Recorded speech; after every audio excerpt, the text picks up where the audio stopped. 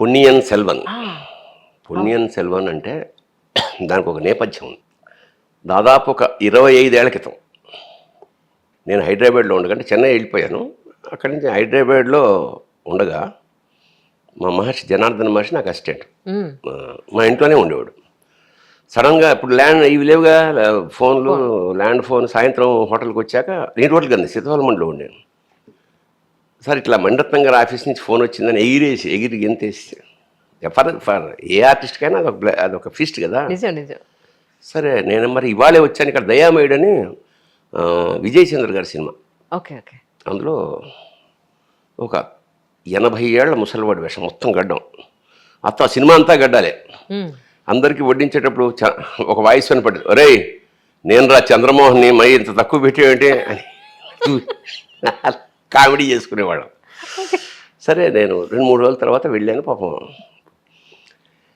అప్పటికి నాకు సుహాసిని గారు చాలా చాలా సినిమాలు కలిసి చేసాం. చాలా గౌతమ్ అని, నేను రైటర్ని, అట్లా కో యాక్టర్గా అట్లా.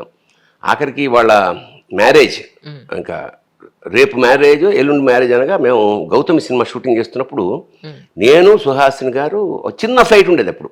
అది దాని పేరు మర్చిపోయిన, వాయుదూత్. ఓకే. ఒక 8 మంది అంతమంది అంతే. అంటే కొబ్బరి చెట్ల మించి, తాడి చెట్ల మించి వెళ్ళింది అనమాట. అది అంత దగ్గరగా, అంత లో లెవెల్లో. సరే మేము వెళ్ళాం, మేము ఇద్దరం వెళ్ళాం. సరే అమ్మాయి. సో అందువల్ల ఏమిటంటే మా ఆఫీసు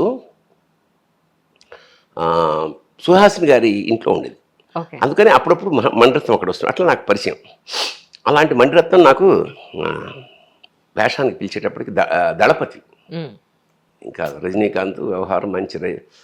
సరే వెళ్ళి ఆఫీస్కి వెళ్ళేటప్పటికి మొత్తం కథ చెప్పాడు. లోపల కూర్చోబెట్టి కాఫీ తాగుతాడు. తర్వాత సంతోష్ శివన్ అని కెమెరామెన్, ఆయన ఆధ్వర్యంలో ఫోటో షూట్ చేశారు. టపా 4-10 చేశాక మళ్ళీ లోపలికి పిలిచాడు. పిలిచి, Bharani sir, actually I wanted to give a very good character, but unfortunately your age is not, this should be at least 40-50 years, but you are too young. Sir makeup sir, white sir, నాకు నోట మాట తీసేస్తున్నాడు వేషం అని చెప్పేసాడు ఆయన. No I don't, in my films I don't allow this type of makeup. Will meet next time. కత్తితో ఇలా కోసినట్టు అయిపోయింది. అసలు వన్ ఆఫ్ ద మోస్ట్, చాలా బాధాకరమైన సన్నివేశం నా కెరీర్లో ఇది ఒకటి. ఓకే. తర్వాత అది అమరీష్ పురి వేశారు. అమరీష్ పురి చాలా గొప్ప యాక్టర్. అండ్ ఆ సినిమా చూసినప్పుడు అనిపించింది అన్నమాట, ఫెంటాస్టిక్ ఆ వేషం. అంటే పాత్ర దర్శకుడికి ఎవడికో పడితే వాడికో పాత్ర మొత్తం ఫిజికల్ ఎలా ఉంది, ఆహార్యం అన్నీ చూసుకున్నాడు. నాకు బాధ కలిగిన ఆ పాత్ర కరెక్ట్గా ఆయన సూట్ అయ్యారు. వాటెవర్. అలా చాలాసార్లు నేను మిస్ అయిపోయాను. చాలా బాధ, చాలా ఇంటర్వ్యూలో చెప్పాను, ఇట్లా మీ జీవితంలో మిస్ అయింది ఏమైనా ఉంటే మణిరత్నం గారి సినిమా. ఓకే. చాలాసార్లు వేరే సందర్భాల్లో, సభల్లో, 100 days ఫంక్షన్స్లో కలిసాం. ఎందుకంటే నాయకన్ సినిమా మేము 7th మూవీస్ అదే శ్రీహాసిని గారి ఆఫీస్లో తీస్తున్నప్పుడు ఈయన తరచుగా వస్తుండేవాడు. అట్లా మాకు బయట పరిచయాలు బాగానే ఉన్నాయి. మరి 25 ఏళ్ల తర్వాత ఇంకెక్కువ, అదే దళపతి తర్వాత మొన్న ఆచార్య షూటింగ్లో చిరంజీవి గారు, నేను last day shooting, almost last, ఓ ఫోన్ వచ్చింది.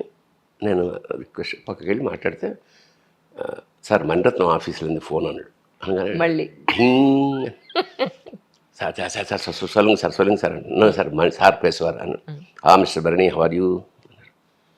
సార్ ఫైన్ సార్, చెప్పండి. I think you might have heard about Ponniyin Selvan. అవును సార్. నేనేమనుకుంటున్నా వేషం అనుకుంటున్నా. అది so that's typical dialogue delivery of past and అంటే కొంచెం గ్రాంధికంగా ఇలా. So you have to write dialogue for that film, dubbing dialogue, Telugu version. దన్నా సార్ టచ్ పోచి ரொம்ப நாளாச்சுல, సో వెళ్ళు one thing sir, I will write 4-5 scenes and send you just for the test. Sir నవ్వాడైనా, உங்களுக்கு టెస్ట్ ఏనా sir, what is the test, come to my office whenever you feel free. Cut చేస్తే ఒక 4 రోజుల తర్వాత నేను, మా మహర్షి, శివ అందరం కలిసి అక్కడికి వెళ్ళాం. ఆ పాత చెప్పాను సార్, అప్పుడు పోయింది వేషం. నవ్వాడు. సరే అండి, మొత్తం సినిమా చూపించారు ఆఫీస్లో.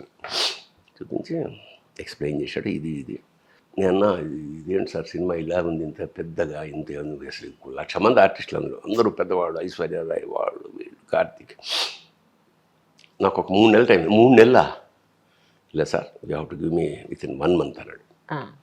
సో ఇది మళ్ళీ ఈ ఆపర్చునిటీ, ఇది greatest opportunity for any writer. నేను రికలెక్ట్ చేసుకోవాలి. పైగా అది సాధికారమైన తమిళ్, అది ఒక సెంధమిళ్ అంటారు, అంటే జాను తెలుగు అంటామే, మంచి తెలుగు అన్నమాట. మన ఏకవీర భాష, ఏకవీర లాంటి భాష. అది మరీ అలా కాకుండా కూడా మళ్ళీ డౌన్లో కాకుండా వయా మీడియా కానీ, అందుకు నన్ను సెలెక్ట్ చేసుకున్నాడు ఆయన.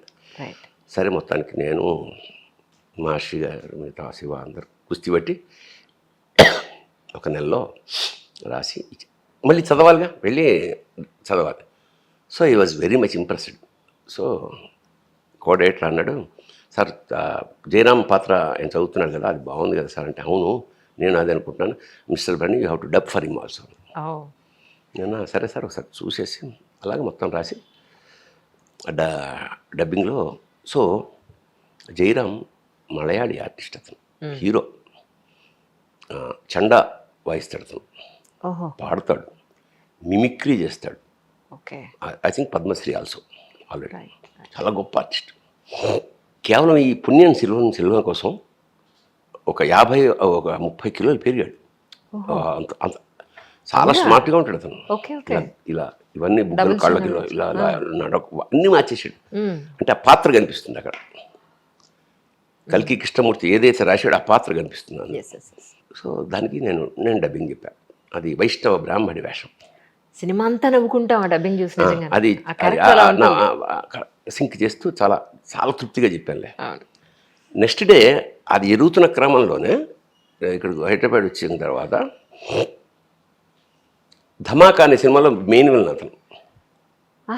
గడ్డ ఉంటుంది, నేను తండ్రిని, వాడు విలను, మన జయరామ్ గారు విలన్. సన్నగా ఉంటాడు, గడ్డ ఉంటుంది, చాలా స్టైలిష్ విలన్ ఇందులో. Raviteja 2 double jewel. సో ఆ పక్క క్యారవాన్లో జయరామ్ గారు ఎక్కడ ఉంటే ఆ పక్క క్యారవాన్లో ఉన్నారు సార్.